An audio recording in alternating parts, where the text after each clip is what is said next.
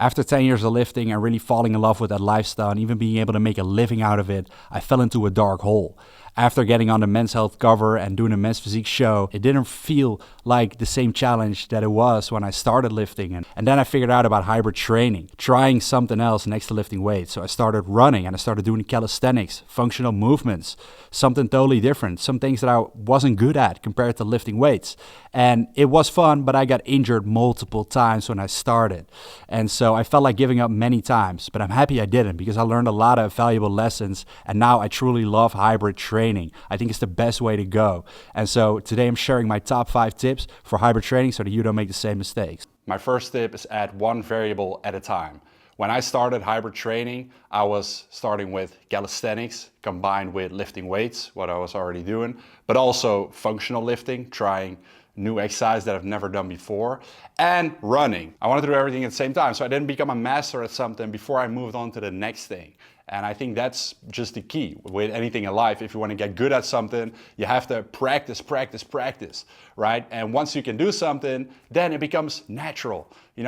Learning how to ride a bicycle. Here in the Netherlands, we all do it.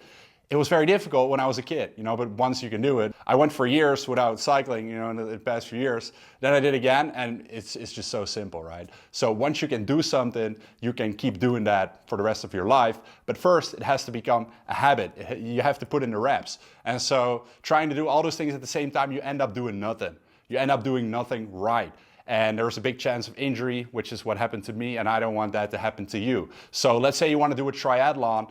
I would say get good at running first, or pick cycling, or pick swimming. But don't try to do them all 3 at the same time, because you want to get good at something and then it becomes natural. You already established the habit, it's easy to go for you. Then you can add in another variable. So when I did my first race, the 15 kilometers, I really focused on running more, and I only focused on maintaining my gains in the gym, maintaining the muscles, my strength. And I wasn't focused on making a lot of gains, because my main focus was making gains on running. So you can go through phases where you focus on one thing specifically. My second tip is cut the junk volume.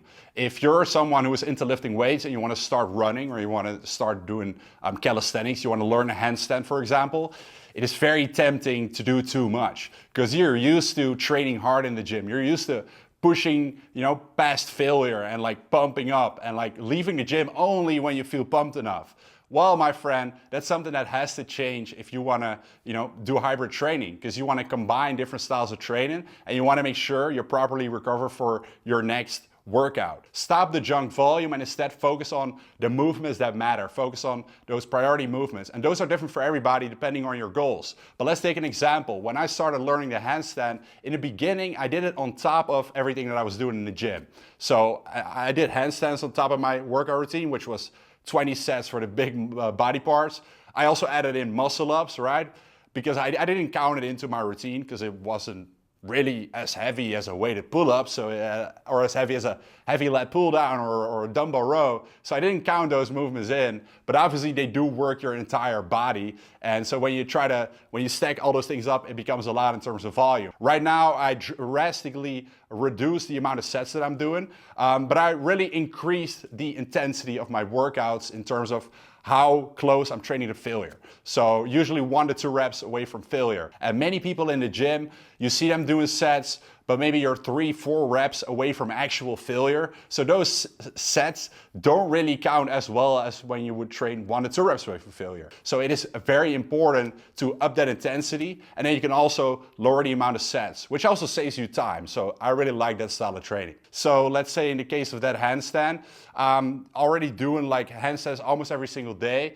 Why would you do a lot of shoulder pressing on top of that when you're already hitting your front delt a lot? Because it will become overpowered. So you have to start thinking in movements. You have to start thinking in patterns. What are you doing during the other training that's going to help this style of training? So for running, I'm training differently in the gym now when it comes to training my legs. I still do the heavy front squats. I still do the hack squats and the lunges, but I just don't do as many sets as I used to do. I used to do 4 sets. Now I do 2, but I do 2 hard sets and I make sure I make progress every single week. Now, certain exercises I'll put in, which I didn't before, such as jump squats to become more explosive, or more work for my tibialis because I was getting shin splints all the time when running. My third tip is think about the benefit versus fatigue ratio.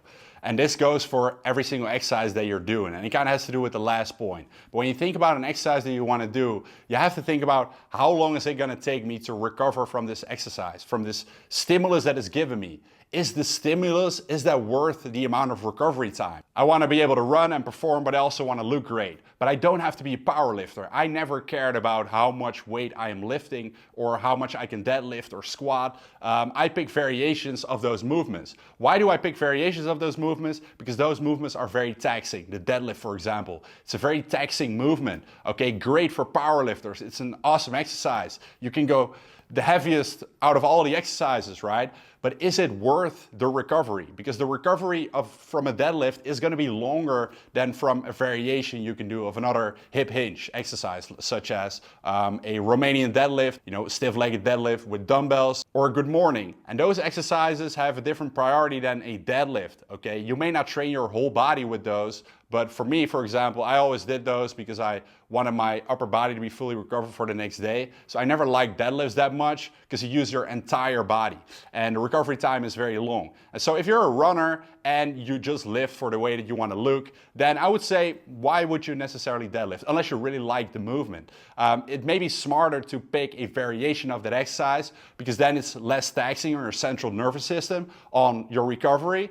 And so you can use that extra energy and put it towards the exercises that really help you with reaching your goals. So always think about what's the benefit versus fatigue ratio of this particular exercise when it comes to the 2 or maybe 3 or more ways of training that I want to combine. Tip number 4 is fix your frequency and timing. If your goal is running more so than lifting, then you don't have to lift 5 times a week. Like if that's not your main goal. Example, if you want to kind of do both, but you want to put a little bit more emphasis on running, then I would say running 3 times a week. I've noticed when I started going from 2 to 3, I really made even more progress. And then lifting 2 times a week. There will be 5 sessions in total. If you want to do the opposite, that's possible as well. Lifting weights 3 times a week, running 2 times a week. Now, if you just want to maintain a certain thing, let's say right now running is not really the main focus. I want to focus on lifting weights. I want to focus on calisthenics as well. So that's a new thing that I want to learn. Then you could only run once a week and maintain your progress. Same as with lifting.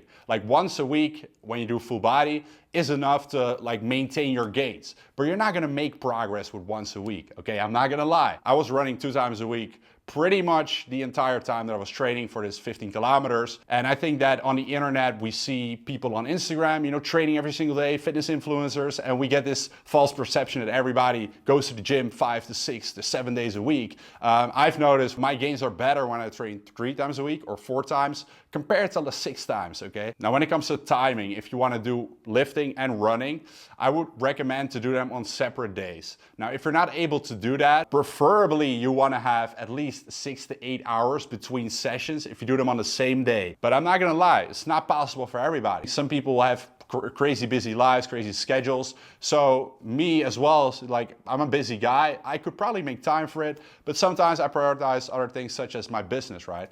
So what I will do is I'll go to the gym. If I don't have a very long session, I will run afterwards. But I will have a sugary drink, some carbs, and then I will go for a run. And if it's a very short run, I won't even have that drink. I would just directly go for the run. But the main rule is never run before your lifting session. I do want to run, but I also want to look jacked. So I don't want to mess that up. And when you go for a run, or a serious run right before your workout, that's not going to be very optimal for your progress. My 5th tip, carbs are your friend. Now, this is something that I had to learn the hard way. And I'm a guy who's always been on a relatively high carb diet. You guys have seen that in my full days of eating. If you've been here for a little bit longer, I've always been about that high carb lifestyle, because carbs are really good for performance. If you do endurance training, it is even different. I've always been a fan of high carb diets and I thought I was eating high carb, but then I started running. and I was already eating like 350 grams of carbs, steady. But I wasn't tracking my macros this past year. Been on the same diet for a while, just maintaining. But then I started running and I started to get crazy pains in my legs, okay? So every night when I would lay in bed, it would just be painful. And it would be painful until I woke up. And I started Googling and stuff, and I quickly found out that I had a disease that I was gonna die from. But that always happens when you Google stuff. But I was seriously kind of like afraid. So I was gonna go to the doctor. But first, before I went to the doctor, I was just gonna eat more carbs. 'Cause it kind of made logical sense to me, okay? So once I started eating more carbs, the pain went away. I also started taking magnesium, which also helped me with some muscle cramps as well. But I'm sure it was mainly the carbs that helped me. So don't be afraid that you're gonna gain a lot of fat, because I'm gonna promise you, when you do endurance training, when I started running, oh man, like life is good right now. Like I can eat whatever I want and I'm not gonna gain a crazy amount of weight. Life is good because you burn a lot. But you also have to make sure you need to eat more in order to recover properly, because if you don't, you're gonna lose gains. Not just when running, you're not gonna feel as good, your legs are not gonna be recovered, but you're also gonna lose gains in the gym, which is what happened to me as well, because it was just very fatiguing. Every session, my legs would hurt. Obviously, never forget about your protein and your fats. They have to be on point as well. But carbs are something that a lot of people neglect because they are afraid of them. Don't be. So yeah, those are my top 5 tips if you want to start with hybrid training. I hope you enjoyed. Make sure to comment down below if you have any more questions. I'm happy to help you out. Appreciate you watching, and I hope to catch you in the next video. Peace.